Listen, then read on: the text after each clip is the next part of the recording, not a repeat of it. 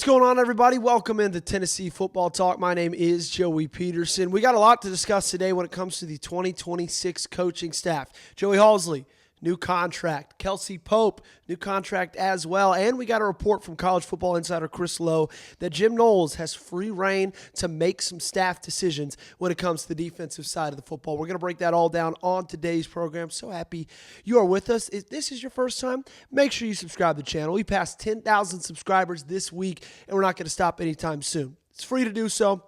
Helps us out a ton, and we would really appreciate it. Let's start on the defensive side of the football, okay? Because that's been the biggest story this week. Tennessee yesterday officially announcing that Jim Knowles will be the newest defensive coordinator for the Tennessee Volunteers starting right now and on forth, and especially all eyes on that first year of the 2026 season. I really like the hire. I'm very, very excited about the hire, but I think a lot of people were like, okay, you got the coordinator. Now what's next?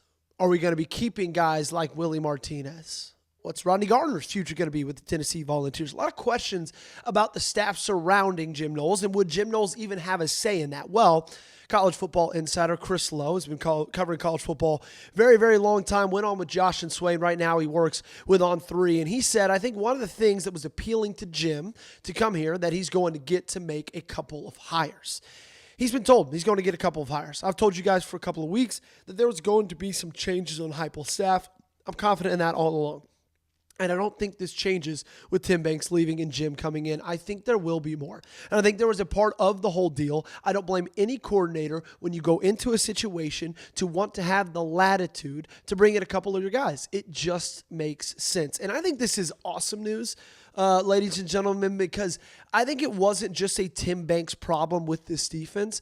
I think there were a lot of, issues with the entirety of the coaching staff. Like when your defense performs as poorly as theirs did this season, bottom 3 unit in the SEC, like a bottom 30 unit in all of football.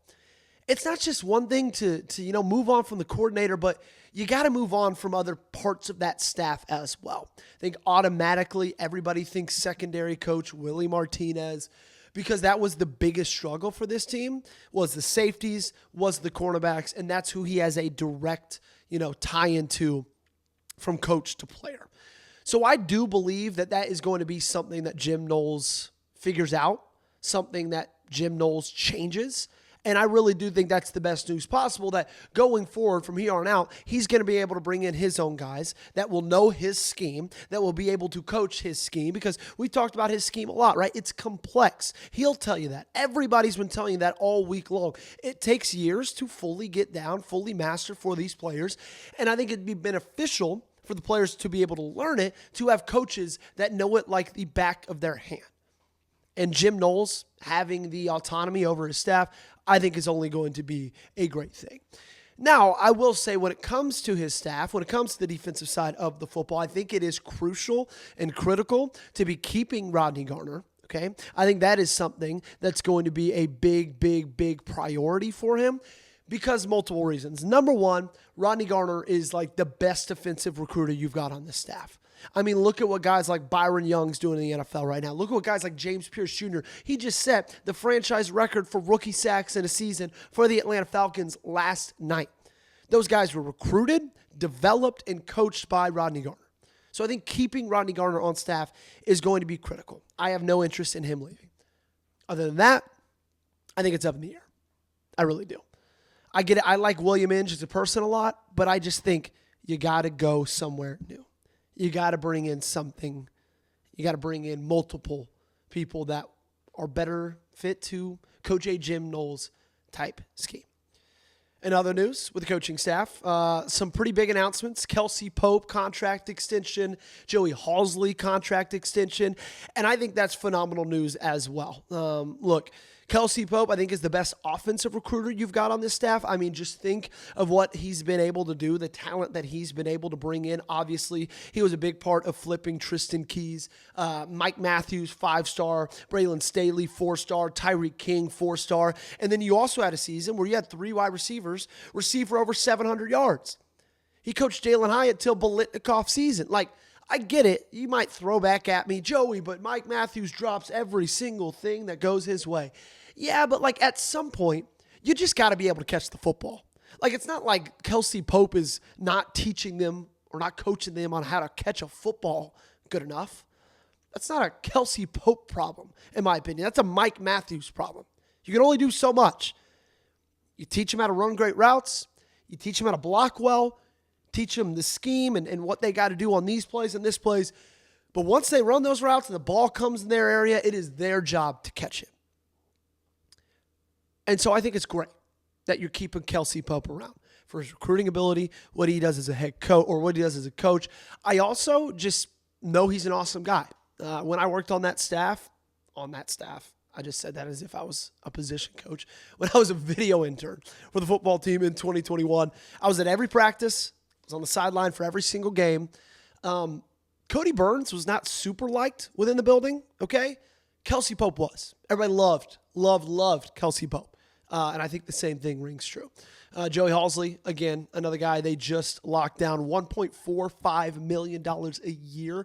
That runs through January 31st of 2028. And I feel like there's probably going to be some pushback on this as well because a lot of people don't love Joey Halzle, right? A lot of people miss Alex Golesh. A lot of people see that there's been a little bit of a decline in Josh Heupel's ability to put points on the board. And they might match that with, okay, well, Alex Golesh left. Joey Halzle tried to replace him, and you've seen that decline since. I don't think it's as easy as that. I don't think it's as simple as that. I think that Joe Milton, Nico Iamaleava, they're more the answers to that question than, Alex Golesh leaving is. But I think you got to think about what it takes to coach a Josh Heupel type offense.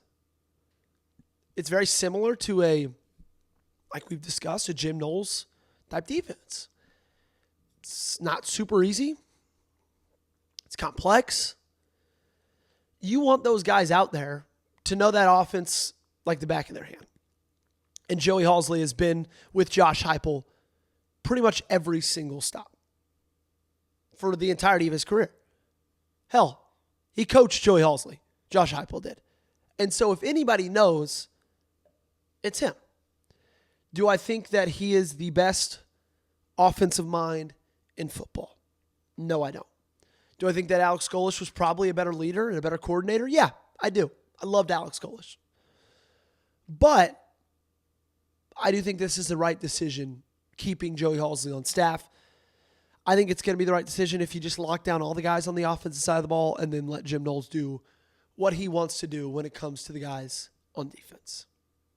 But you got three pretty big pieces of news today. Chris Lowe, a little inside scoop that Jim Knowles is going to be able to do whatever he wants, going to have autonomy, going to be able to make some hires. I think that's a great thing, okay? I think that's phenomenal, especially for a guy, you got to think about it. Jim Knowles has been coaching in this sport in college football for decades. He's 60. He's been coaching in this league for 35 years. Very connected, knows a lot of people. I'm sure he's going to be able to fill out a really good staff there if he chooses to move on from some of the position coaches. Kelsey Pope, he's going to be staying. Joey Halzle, both be staying through 2028. We told you Joey Halzle's was $1.45 million. Kelsey Pope's $800,000 in 2026, $850,000 in 2027, and that contract runs through January 31st, 2028. Big bump in pay for him. He was making $550K this year, so he got about let's do some quick math here, $250,000 raise, so a little bit over a third of what his salary currently was. And I think he deserves every penny, right? I cannot wait to see what he's going to be able to do recruiting guys for the 2027 class. Obviously, the wide receiver position is going to be very, very important. And I didn't even mention guys like Radarius Jackson and Travis Smith. I mean, those are blue chip prospects in their own right. Didn't see him a lot this season because of injuries and just because you had some really damn good wide receivers on the field already. But, he's consistently getting some dogs in Knoxville. Chris Brazzell is going to be a first-round pick. If you're upset about Kelsey Pope staying in Knoxville, Tennessee, then I think you and I just have differing opinions. And that's okay. Let's agree to disagree. That's going to do it for today's show. Make sure you guys subscribe to the channel, hit the thumbs up button, do all of those things. And we'll be back tomorrow and Sunday with other videos. We'll be in studio for those days. So we'll see you next time.